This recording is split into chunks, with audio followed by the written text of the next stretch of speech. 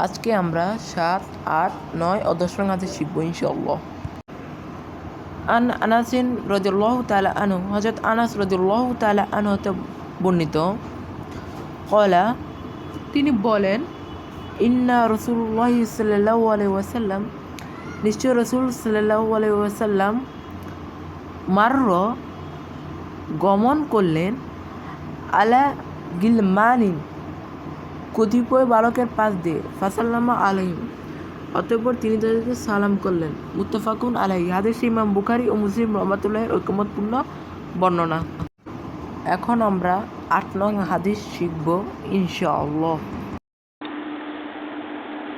আন আবি হুরায়রা রাদিয়াল্লাহু তাআলা আনহু, হযরত আবু হুরায়রা রাদিয়াল্লাহু তাআলা আনহু হতে বর্ণিত, ক্বালা তিনি বলেন, ক্বালা রাসূলুল্লাহ সাল্লাল্লাহু আলাইহি ওয়াসাল্লাম, রাসূল সাল্লাল্লাহু আলাইহি ওয়াসাল্লাম ইরশাদ করেন, ইন্না আজাদান নাস, নিশ্চয় সবচেয়ে বড় অক্ষম ওই ব্যক্তি, মান আজাদা যে অক্ষমতা প্রকাশ করে, ফির দোয়া করতে, ওয়া ইন্না আবাকালান নাস, আর সবচেয়ে বড় কৃপণ সেই ব্যক্তি, মান বাখিলা যে কৃপণতা করে, বিসালাম সালাম দিতে।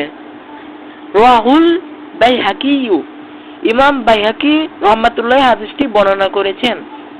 ফি শুআবিল ইমামি, শুআবুল ইমানের মধ্যে। আন আনাস রাদিয়াল্লাহু তাআলা আনহু, হযরত আনাস রাদিয়াল্লাহু তাআলা আনহু হতে বর্ণিত, আনিন নবী সাল্লাল্লাহু আলাইহি ওয়াসাল্লাম, তিনি নবী করিম সাল্লাল্লাহু আলাইহি ওয়াসাল্লাম হতে বর্ণনা করেন, আন্নাহু নবী করিম সাল্লাল্লাহু আলাইহি ওয়াসাল্লাম, কানা ইযা তাকাল্লামা বিকালিমাতিন, যখন কোনো কথা বলতেন, আআদাহা সালাসান, তখন তা 3 বার পুনরাবৃত্তি করতেন, হাত্তা তুফামা আনহু, যাতে তার কথা বুঝতে পারা যায়, ওয়া ইযা আতা আলা কওমিন, যখন কোনো গোষ্ঠীর কাছে আসতেন, ফাসাল্লামা আলাইহিম, তখনও তাদের প্রতি সালাম পেশ করতেন, সাল্লামা আলাইহিম সালাসান, 3 বার করে সালাম পেশ করতেন। ওয়াল বুখারী, হাদিসটি ইমাম বুখারী রাহমাতুল্লাহ বর্ণনা করেছেন। এখন আমরা 10 নং হাদিস শিখব ইনশাআল্লাহ।